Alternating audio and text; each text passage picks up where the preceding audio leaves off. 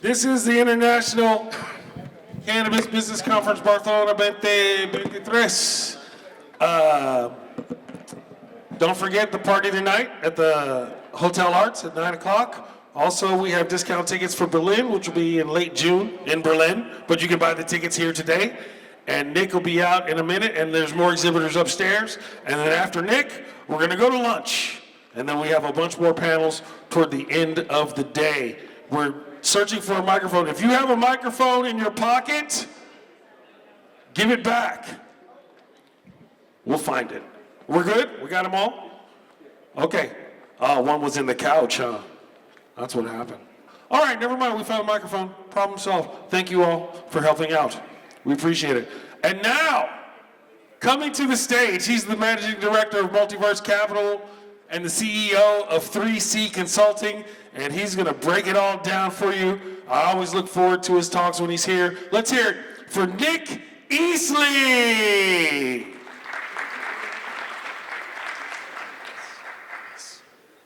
I get to double fist it today with a microphone and a clicker. Yes. It's a special panda, as you'll see. Well, yeah, good afternoon. They're going to pull up something here. What a world that we actually get to be here. 3 years ago, this was canceled for a big deal, and now we're back together in a room. So very excited to share a couple things about the global cannabis industry. Let's see. Here we go. Almost. Randy back there, he's actually the man who's amazing. Well, I'll just get started. Good to go, Randy? Nice. There's too many emojis in there, especially, yeah, you'll see here momentarily.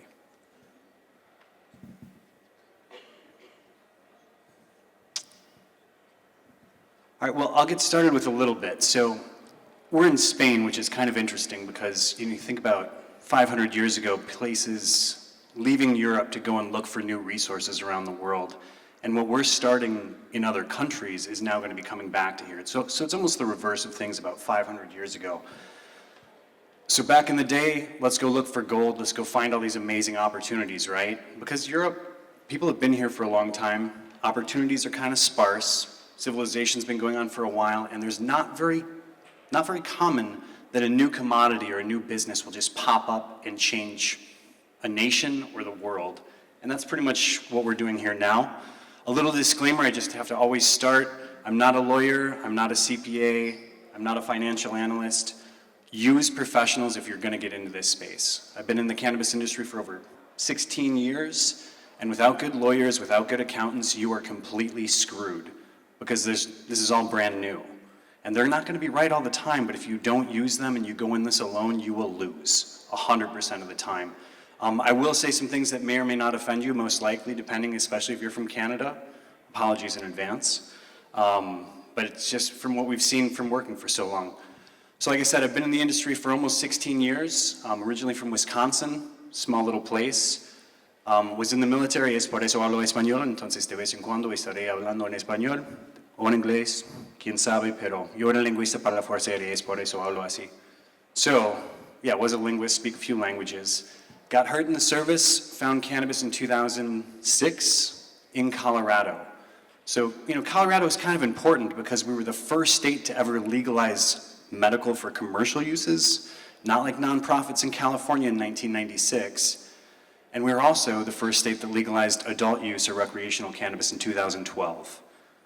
So kind of a big deal. That started in 2014. So I've seen this evolve from Colorado to multiple states, to Canada in 2014, Germany, to now over 40 countries that we've worked in. So this just got started right when I got into this based on really needing cannabis as medicine. Is this worth getting into? This industry, be it hemp, be it medical cannabis, adult use cannabis? Having seen thousands of companies and what they're doing, what's working, what's not, like I said, largest emerging industry in the history of the world. Because it was all illegal for so long, but it's just a plant. And when you think about what's the total addressable market size, when you think long term, this is just on adult use and medical cannabis.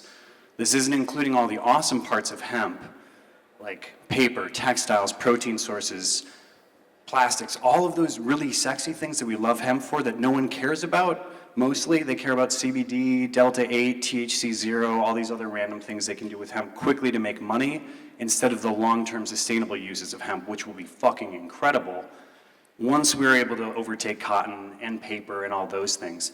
But remember, if that's a total addressable market of 150 billion, look at those other commodities. In the United States alone, they say that the illicit market, the illegal market for cannabis is 150 billion already. And in the United States, it's almost $500 billion, $500 billion a year in alcohol this last year, almost. Tobacco, almost 300 billion. So cannabis, you know, it's starting, but it's barely begun, even though we've seen it for so long. I also used to be a river guide in the Grand Canyon. I just got off the river, so you're gonna see lots of pretty pictures from the Grand Canyon. When we look at what's happening though, all around the world, just remember, in the United States, our country, totally fucking illegal.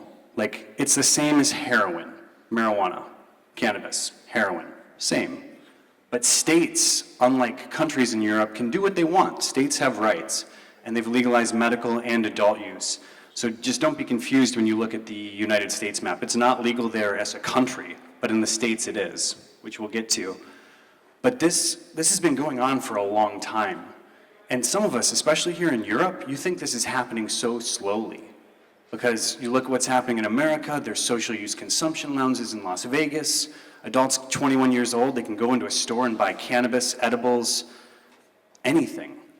And then other states, there's people rotting in jail. So the industry has really been evolving from an adult use standpoint, with Canada taking the lead, with Uruguay, Germany hopefully trying to do something, which we'll get into. And remember, there's a big difference between legalization and decriminalization. Legalization allows the commercialization, like actually able to make revenue from this and like use banks and taxes. The international medical market is what we love. It's so incredible. Let's get patients medicine.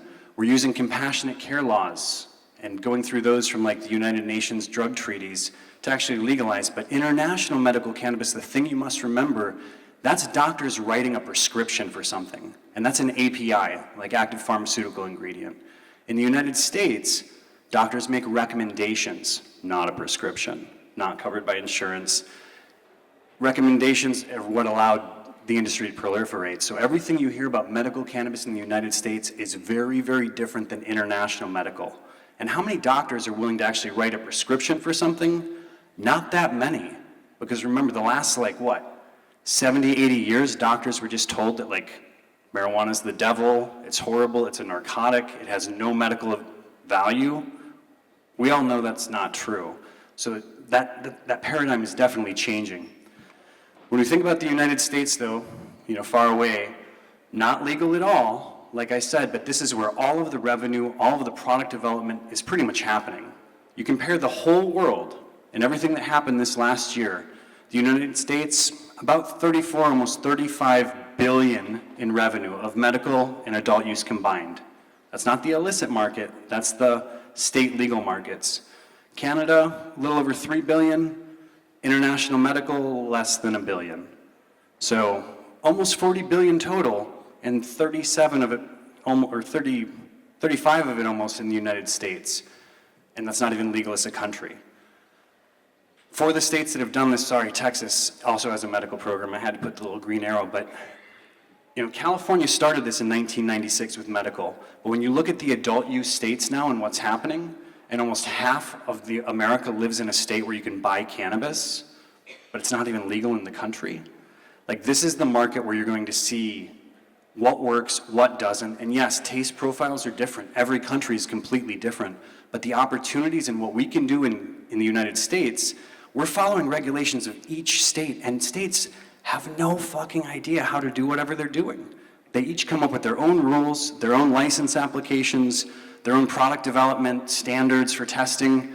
It's not like the FDA, like the Food and Drug Administration, is actually telling states what to do and what they can't do, because it's federally illegal, which is kind of crazy, similar to also what's happening in the European Union. But it's happening, and it's happening faster than you could think. But many of these markets, just because they have a program, doesn't mean it's a good program. Some it's like a 1% THC market, or like low THC markets where you can't even have flower, smokables, edibles. But as soon as a program starts, it always evolves and it always gets better. It's just a matter of how long it's going to take to get better, how long it's going to suck along the way, but eventually it's all going to get better. So we started off 2023, we're out looking for gold. It's going to be a great fucking year, right? Well, when you look at what's actually happening, I'm always talking about Portugal being amazing, which it is, and international medical cannabis long-term will be so, so good. But when you think about all of these public companies cutting staff, cutting companies, reducing assets, they all ran over and thought they were going to take over the world, but then sadly it didn't happen to legalize as quickly as people thought, and then they're holding all these toxic assets. Well, meanwhile, small private companies are like, we want to be a public company like them, but they're shitting the bed at the same time. So do you want to actually be somebody who looks big and all fancy, that actually is billions of dollars in debt and asking for more money? Like, was that $4 billion that Canopy got? Was that not fucking enough? You got to do a 95 million convertible note, you just need more and more? They're like, fuck. If you give a mouse a cookie, it's going to ask for a glass of milk, and that's what that is. I make fun of Canada a lot. These are times just looking at like the 5-year public market, but Canada was the first country to legalize adult use, like federally, other than Uruguay, but Uruguay's not like, I love Uruguay. Estoy bien enamorado con ellos, pero no es enamorado como Canadá. So they started this, since it wasn't federally illegal, they could have public companies, cool. So then they started raising all this capital, but then like, it's fucking Canada. You got less than 40 million people, and they almost all live, 90% live within 10 miles of the US border. Is it gonna be that big? Is that a great country to like grow bananas or pineapples and export them to the whole fucking world? No. But they were first, and they thought that was gonna be the case. Now they've sadly mistaken. You then look a little bit later, you're like, okay, peaks and valleys, it's gonna get better. Eventually legalization's gonna happen all over the world, and it'll be great. And then here's today. This is the entire history of public companies in Canada that have assets in the United States, all over the world. If you look at that line, not super fancy there, sad face. So where's this going? The bottom is cannabis just suck? No. We just thought it was gonna legalize a lot faster. We thought doctors would get educated, people would get on board. Apparently, giant commodity change doesn't happen as fast as we'd like. We think about alcohol, that's been around for what? 10, 20, 30, 100,000, a long fucking time. Tobacco, they were looking for gold. They found tobacco over there about 500 years ago. They're like, let's bring that back. Huge commodity. If only weed was addictive, this shit would have been legal already. Philip, British America, like they all would have, like, it would have been good. But it's not. So this doesn't mean that everything sucks. It just means how they were guessing legalization and capital raises, it wasn't correct. And a lot of money's disappeared because of that. So when we think about Canada, I had to bring up, I haven't seen this movie yet, but last week there was an announcement from one of these companies that's actually like from the 1980s, like a pharmaceutical company.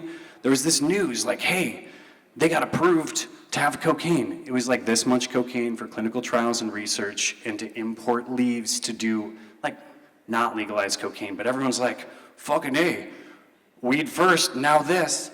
Their stock just skyrocketed. They've been around for like 40, 45 years.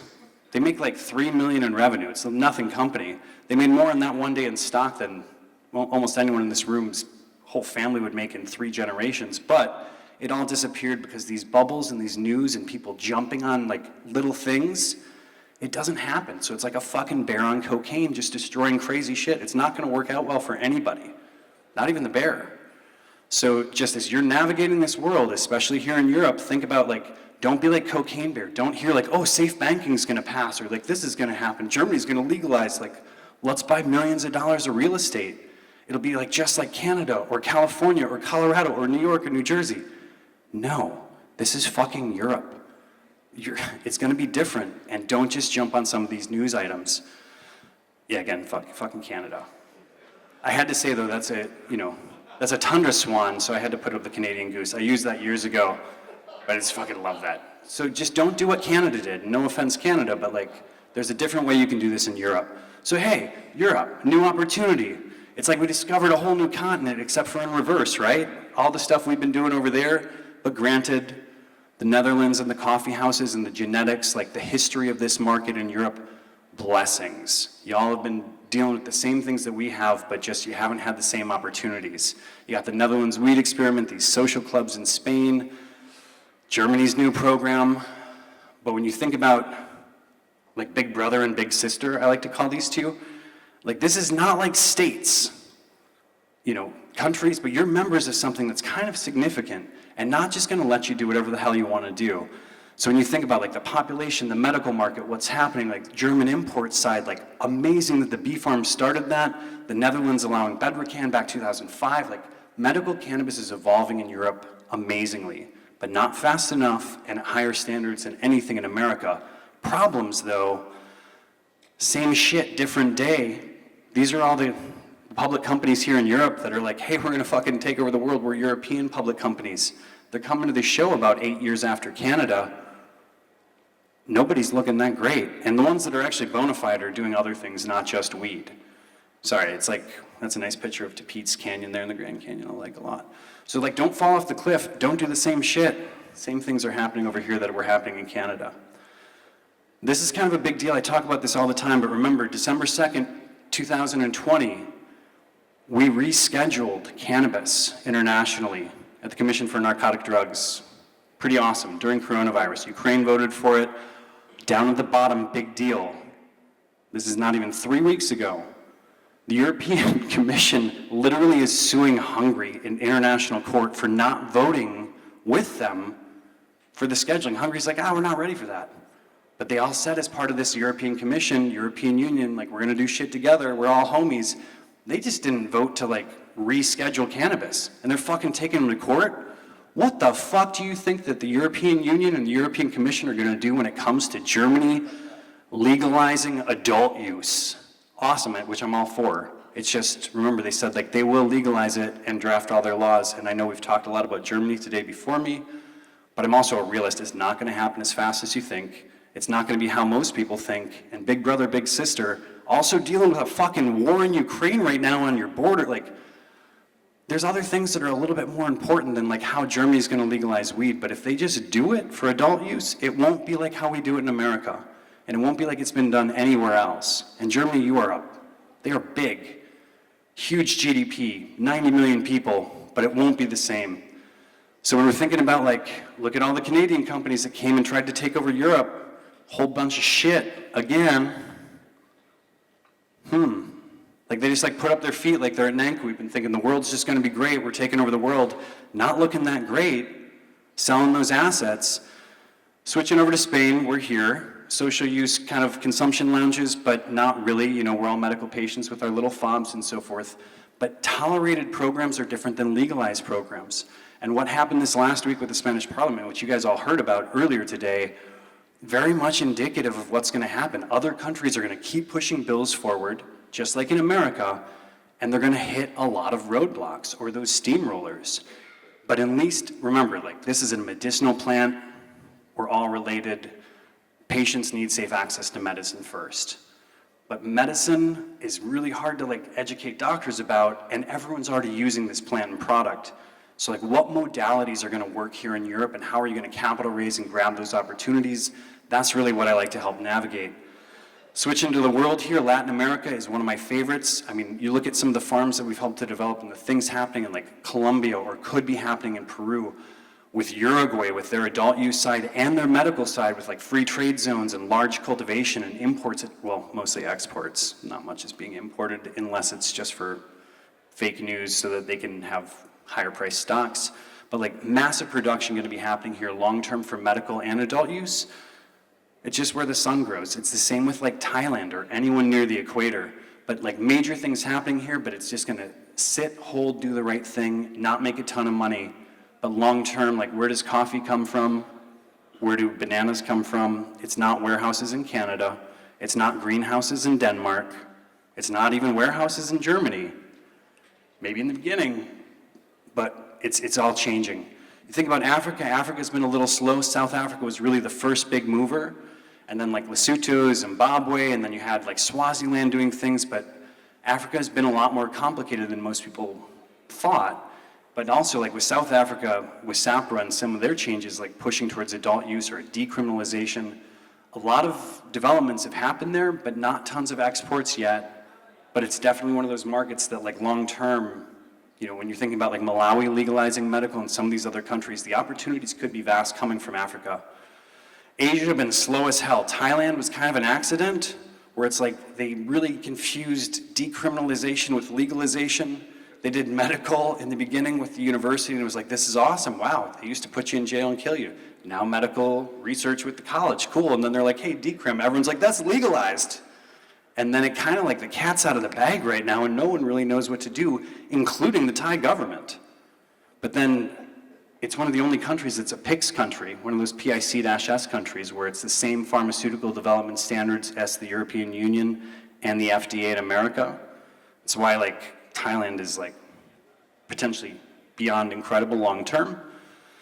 Oceania, kind of been shitty, gonna be shitty for a while, good for the patients. Anyone who thinks they're gonna take over the world from Australia, probably not the case. Remember, in that game of Risk, it's only 2 troop reinforcements every time, it's not that big. And it's way down there, and you got some weird taxes. New Zealand though, like they will pass adult use this next time. Remember that last time it was shy by like 4,000 votes. Like that's gangster. They can do that because they're not part of the European Commission or European Union. They're their own kind of little thing. Those are the countries like Canada that can do some massive things. So all of this takes money. We all are just who we are. But like, what are the biggest problems raising capital right now in this space? Well, one, we're pretty much illegal. Like we've been considered a narcotic forever. And it's an amazing plant that all of our ancestors have used for tens of thousands, hundreds of thousands, and millions of years, and like co-evolved with it. Like we made our houses from it. We sail across the seas with this plant. We write our constitutions on it. And then we also like ruined a lot of people's lives and put them in prison for growing a plant, selling a plant. I mean, alcohol's legal, tobacco's legal. Those are great for society, right? Only positive things happen from those. I mean, it's fun sometimes, but like, fuck, it's weed. So like, how do we raise capital now? Family offices, private institutions. It's not just saying you're gonna be some gangster internationally, making a public company and then not delivering on those expectations. Once you go public and you have shareholder value coming down and staring down your face, you gotta be ready for that scrutiny. That's why private companies, I've said this for the last decade, the private companies that can get in, hold positions, scale, and raise that private capital with the right debt loads, they're gonna take over. Those are gonna be like the Cargills. Those are gonna be like the Nestle's, but like not evil, or, you know, not evil. But like in a good way, like a good Nestle, imagine that. Like that's what private companies in cannabis could be.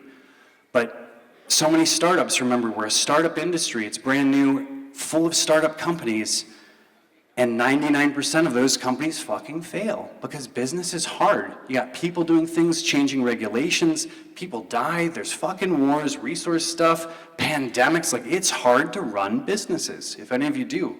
I work with them every day, internal and external. So if you're a startup in the startup industry, how can you be a good startup? Even if you're around for 5 years, 10 years, you're still a startup. You're not like something that's been around like Deloitte or something long-term or like Mercantile Marine or like 500-year-old companies, Dutch, you know. So if you need capital raising, start now, plan out your business. Remember, just because this is cannabis industry doesn't mean you can just, everyone thinks we're gonna make all this money. This is not 10 years ago. This is not 5 years ago, and this is not last year. But like the capital that you need, if you need that in your business, start planning that, make your models, start actually thinking, is your business plan viable? Can you actually do what you want to do? Do the laws allow it? Just because Germany might legalize and how they're going to, and you're going to do all of this like delivery services with an app or something, cool. But like, what are the key constraints for that? What are the risks? How do you actually do these businesses? And anything that you think you're going to do in Europe, I guarantee you, I'll say 98% of the time, we've already experienced in the United States of solving that problem of like pre-rolled joint packaging, or like app delivery, cash management systems, consumer loyalty programs, greenhouses. It's not some new light, it's not some new fixture that's gonna like be the innovative thing that changes the world. Your new coconut core or nutrient or fertilizer is probably not that great. Remember, this is an agricultural commodity, this is a food manufacturing product or pharmaceutical product and a retail consumer packaged good at the end of the day, and a fucking sacred, beautiful plant that's like saved a lot of our lives. And we didn't start this movement. We're not going to finish it. We're just like caretaking it for a little while here in this time. So like if you're going to do this and raise and deploy capital, you got to do it right. There's a huge responsibility for future generations. So the world's fucking changing, and it's changing fast. Just like, this is called the Butte Fault. It's deep in the Grand Canyon. I love this place, it's so trippy. But like, everything's changing and evolving, and like there's forces and pressures and heat. But like, how do you actually sustain some of these forces? You raise capital, you plan those companies correct. It's beautiful, but then you gotta be ready to change and adapt with it, because if you don't, you're gonna get destroyed and be those boulders at the bottom.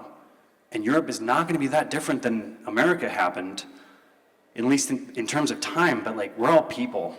And like I said earlier, there's taste profiles, there's different preferences, but this is a plant, and at the end of the day, growing tons of it, oil extraction from fields with combines will be very, very similar to like other, like corn, soy, wheat, other sorts of commodities. And the big assholes are gonna take it. So we only have so much time, because the big assholes want it. It's too risky for them to take it yet. You know, yeah, Constellation threw $4 billion into Canopy. You know, that happens, you know.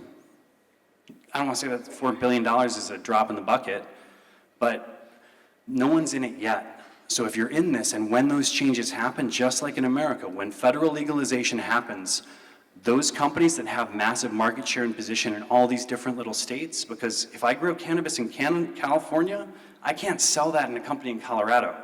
Like, what grows in a state has to be sold in the same state and consumed in the state. Can't take it out of the state for businesses or people. But that's where like each state's its own little country right now. But then our European Commission or our European Union, AKA the federal government in America, can't really do anything. Like, cat's out of the bag. Here, the cat is not out of the bag. You got Netherlands, Amsterdam about to maybe take away coffee houses and shit. You're like, oh damn. Here, they just approved 4 more times. Yes. This is a great song saying like, hey, you got 5 minutes, you better be ready. Yes, we like that. So, you only got so much time. Same panda. That panda's been down the river like 14 times. So you gotta start going faster. You gotta start collaborating. The people that are with you hear the things you can learn from other lessons. That's how we grow as a species. And like I said, this plant, we didn't invent it. It was given to us. We're at a very unique moment in time that future generations will look back at, and they will fucking judge us if we did this wrong. Like, this does not need to be like other things, but it is like other things. So take from those sorts of lessons. And just know, if you're gonna look forward into this in the future, like, it just got started. You're not late to the party. We just started the dance. It seems like it's been going for what? Colorado, almost 10 years of recreational adult use cannabis? I mean, 1996, like, this has been going for a while, but it's just actually really getting started. So I'm definitely open to some questions if we got a couple minutes, if anybody's got any, but I appreciate you letting me share a little bit and swear a little bit and tell you actually what's going on in the world instead of most of the news that you see. So thank you.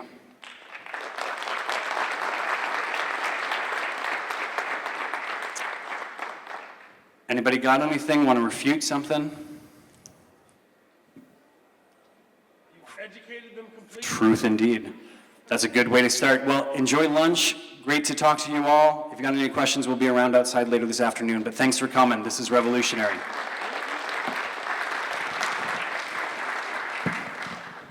Nic Easley, everybody. Let's hear it for Nic Easley. Let's go to lunch.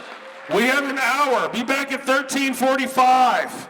Enjoy your lunch here at the International Cannabis Business Conference, Barcelona 2023. Don't forget to get tickets for Berlin. You can get a discount if you get them here and the after party tonight. And please visit our exhibits upstairs as well. Thank you.